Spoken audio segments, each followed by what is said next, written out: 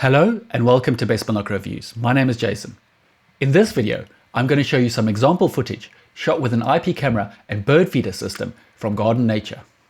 So whilst I know this video isn't all about binoculars, I do hope you don't mind me sharing it with you, because I feel that it would make an excellent gift for someone who possibly already owns a pair of binoculars. For full details on how we set up the system, please refer back to the full article on the BBR website, the link to which will be in the description down below. You'll notice that on day one, we started out with a recycled plastic bottle feeder. This was partly as a result of me wanting to involve my daughter in the project as much as possible, as it was her job to make the feeder whilst I set up the rest of the system.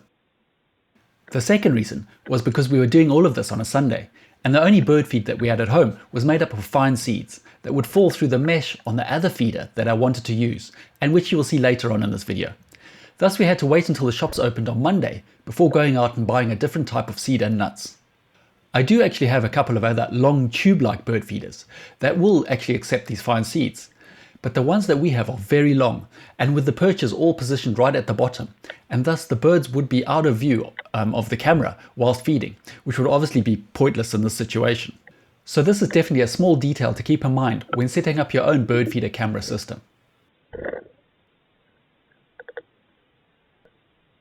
The camera arrived pre-focused, but you can adjust it, if required, by loosening a tiny grub screw on the top of the lens barrel, and then you gently turn it to the left or the right. The camera itself is held by a quick release bracket that it slides down onto. What I really like about this system is it makes it really easy to remove the camera and use somewhere else. So for example, we also have a nesting box that I plan to use in the spring.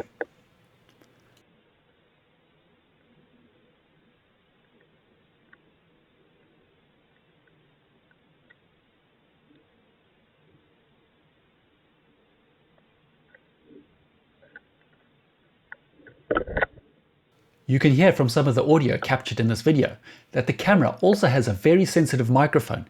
Indeed, it is so sensitive that I actually turned it all the way down to about halfway.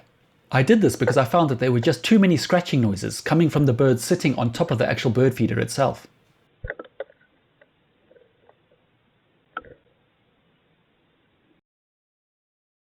On day two, both my daughter and myself were super excited to see that our resident robin had also decided to use the feeder, and we got some excellent footage of him.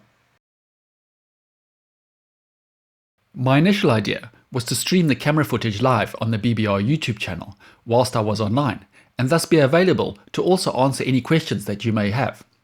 However, it seems that where I am in rural France, the internet speeds aren't quite good enough to do that. So instead, in the future, I plan to use some of the footage captured by this camera as a backdrop for some quick-fire question and answer sessions that I plan on the YouTube channel.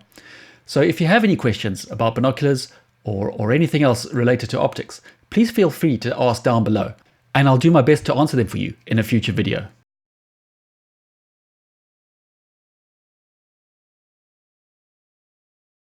Then on the Monday, I picked up my daughter from school, and we immediately went to the shops to buy some seeds, and we were hoping for some nuts. However, they didn't have any, but they did have some large sunflower seeds, which we could then use in this bird feeder. I attached this feeder in the evening of day two, and boy was it worth it, because first thing on day three, we managed to get some really incredible footage.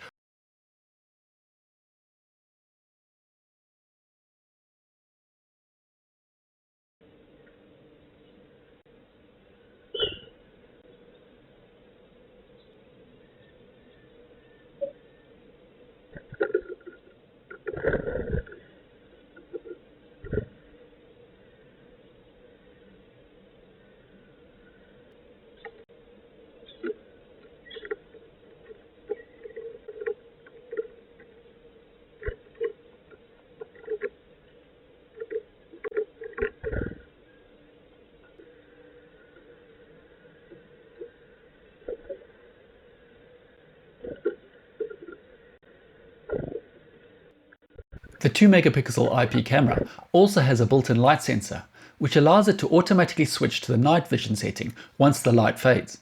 Here it uses 10 invisible IR or infrared LED lights to see in complete darkness, in the same way as night vision binoculars use IR illuminators when there is not enough moonlight.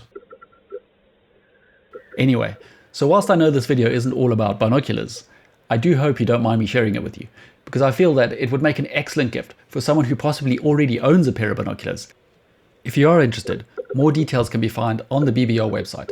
I'll put the link down in the description below.